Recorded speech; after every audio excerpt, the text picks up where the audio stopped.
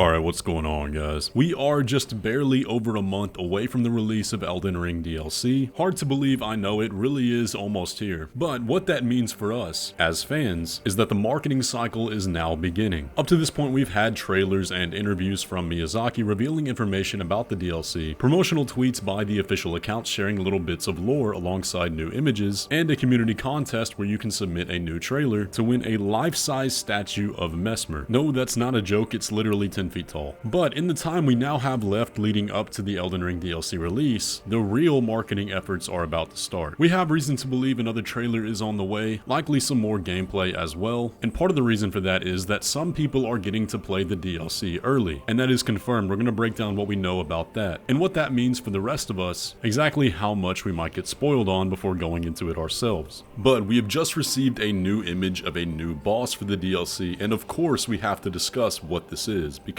these DLC designs are looking crazy. There's so many lore implications here. So if you enjoy all things Elden Ring, Souls, and Souls-likes, and want to stay up to date on all the information, lore, and discussion, go ahead and hit that subscribe button, and now let's get into it.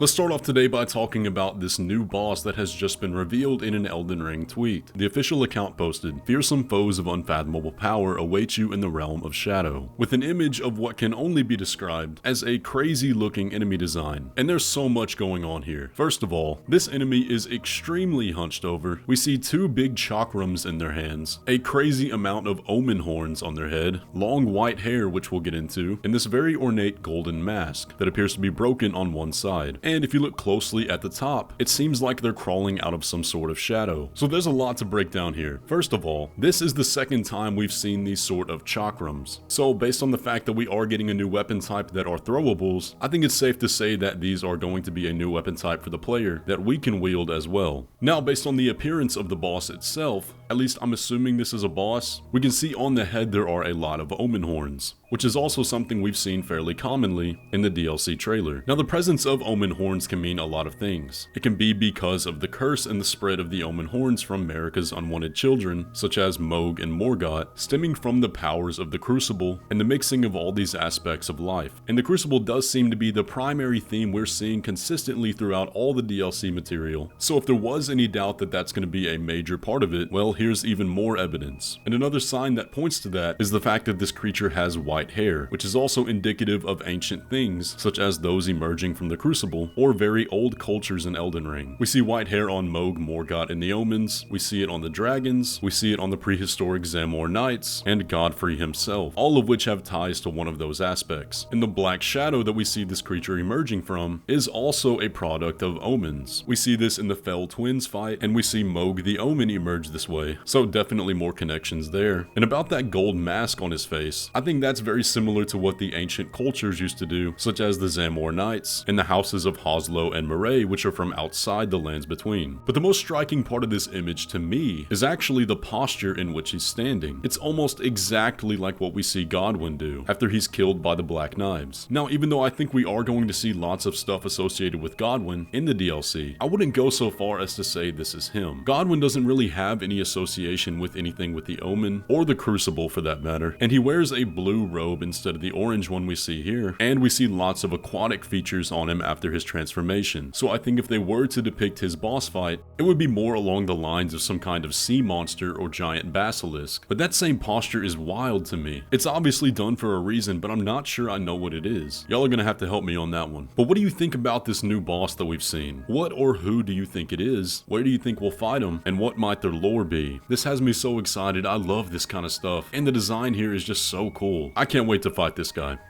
So with the Elden Ring DLC drawing near, Bandai Namco is upping their marketing efforts, resulting in kind of a perfect storm for this DLC, as I'm sure literally everyone watching this video has already bought it, or at least planning to, since its release was such a global phenomenon. But part of what Bandai Namco typically does with a new FromSoftware game is allowing some influencers and streamers to come play it early. But part of the question is that since Shadow of the Erdtree is just a DLC and not a full game, are they going to be treating it the same way? A lot of us were hoping everything was going to be kept quiet about this until release, that way we could all jump in blind. However, that is not going to be the case, because we now know that an event is going to be held where select streamers and influencers will get to go play a bit of the DLC early. And while I think this was supposed to be for the most part kept quiet, the Twitch streamer Emiru had this to say over on her stream. Invited to do some early release stuff for the Elden Ring DLC, but I would probably have to travel for it, and it's like not the whole DLC obviously, because why would they let someone play the whole thing before it comes out? But I'm like, I still want to do it, so I'm probably gonna do it, and that would be pretty soon. So pre-played? Well, it's not the whole thing.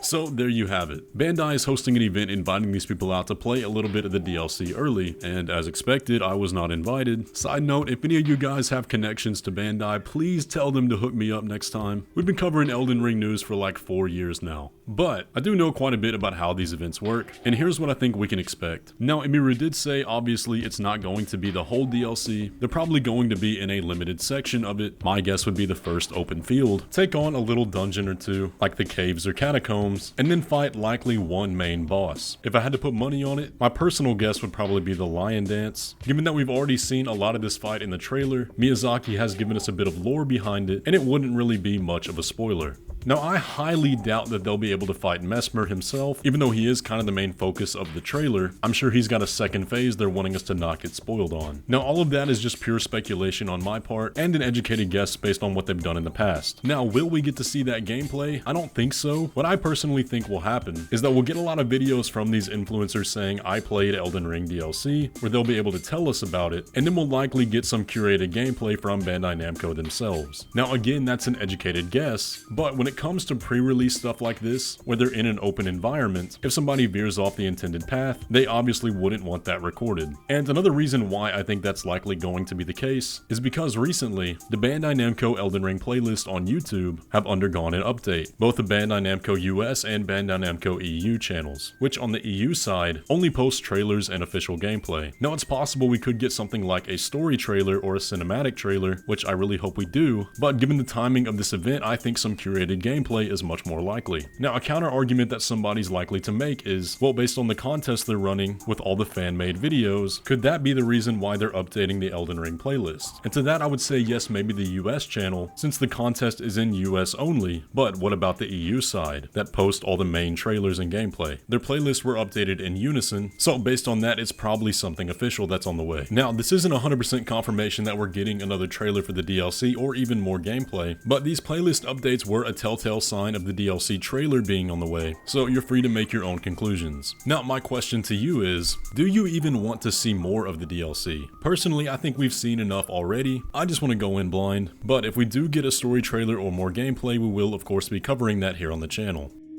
But that is going to do it for the video today. I hope you all enjoyed. If you did, be sure to leave a like on it. And y'all let me know down in the comments section, if we are to get any more Elden Ring DLC trailers or gameplay, what are you hoping to see? With all that though, if you are new to the channel, be sure to subscribe to join in on all the Elden Ring DLC hype. And with all that, I will catch you in the next one.